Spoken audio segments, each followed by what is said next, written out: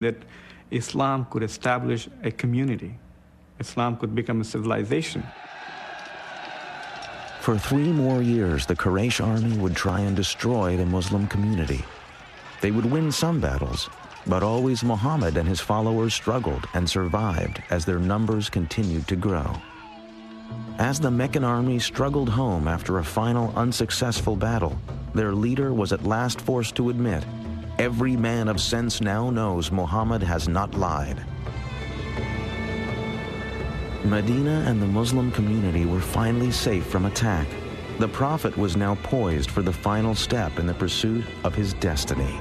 That step would be his return to the holy city of Mecca.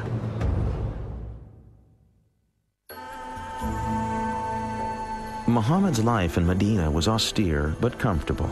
He had few possessions but wanted for nothing. He lived in quarters attached to the mosque, usually spending each night in the room of another of his wives.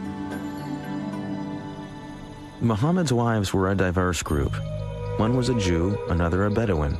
One was even his cousin. Most were chosen for various political reasons, but a few, such as his third wife Aisha, were clearly matters of the heart. Muhammad now told his followers that revelations from God said each man was permitted to take no more than 4 wives, and the husband was required to treat them all as equals. Marry women of your choice, 2, 3, or 4. But if you fear that you will not be able to maintain justice between your wives, then marry only 1. The modern world has frequently come to view Islam as male-oriented at best and misogynistic at worst. But in truth, Muhammad's teachings brought women new rights that would not be achieved in the Christian world for centuries. The first was the right to life. The Quran forbade the practice of female infanticide, which had been common in early Arabia. Women were also given the right to an education, to be duly educated as men were, to inherit, which meant that they could buy and sell property, which again would mean that they would have to undertake business transactions. The custom of Muslim women wearing veils is mistakenly pointed to as another indication of Islam's prejudice against women. The emancipation of women was a project that was very dear to the Prophet's heart. There is nothing in the Quran about all women having to be veiled or secluded in a separate part of the house. This is a practice that the Muslims picked up 3 or 4 generations after the death of the Prophet. I feel that being a contemporary educated woman is far more in line with what the Prophet would have aspired for a woman than what we've seen maybe throughout recent Islamic history. Muhammad had achieved enormous success. His followers had grown in less than 20 years from a handful to thousands of converts. But he could not complete his mission so long as the holy site of the Kaaba remained home to idols. In January of the year 630, Muhammad set out for Mecca at the head of an army of 10,000. As the Muslims approached the holy city, Meccan people made no attempt to resist. It was clear that the old gods of the Quraysh were powerless in the face of Islam. The Prophet had no desire for blood. He issued an amnesty as a symbol of his wish to unite all people as the children of one God. The only victims he sought remained sitting in the Kaaba.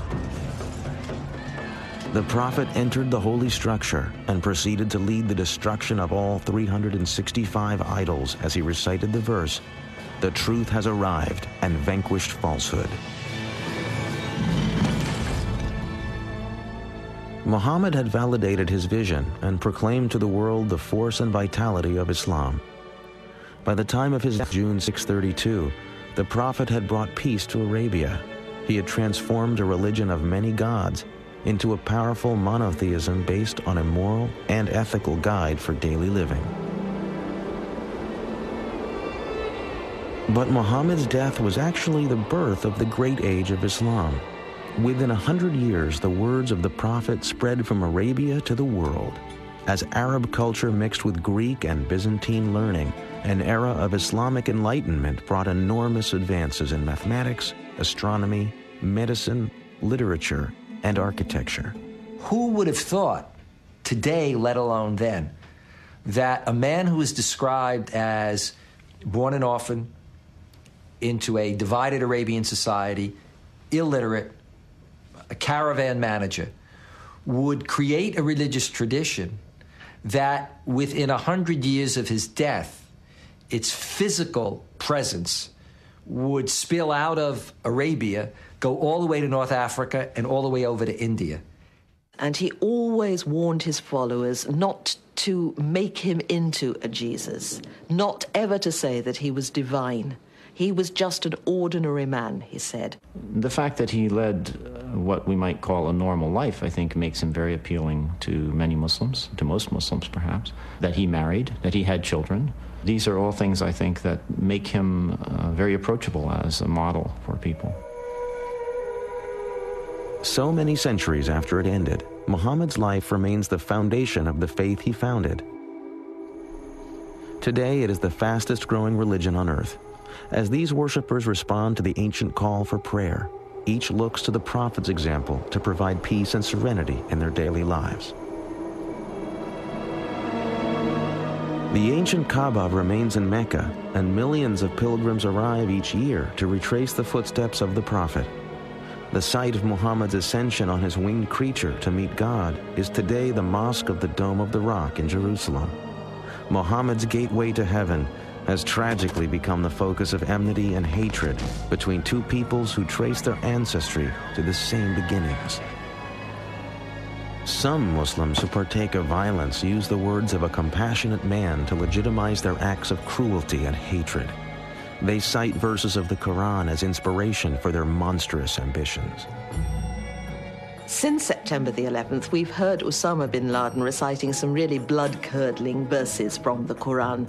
But what bin Laden fails to do is to mention or recite the verses that in every case succeed these ferocious verses, which say, but forgiveness is better. If one wants to take one part of the story, one of the chapters, and develop a conception of the Prophet upon that single chapter, well, of course it's going to be very distorted, and the Prophet is going to be understood as a man of violence and a man of hate.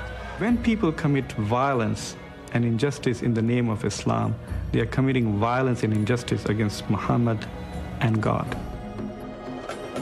For peace to come to a troubled world, Muslim and non-Muslim alike will have to find a source of trust and acceptance of their common goals. One such source could be a better understanding of the life of Muhammad. Cleansed of the selfish motives that some terrorists wish to give them, the words of the Prophet remain to offer hope and optimism to a troubled world. Whosoever killeth a human being, it shall be as if he had killed all mankind.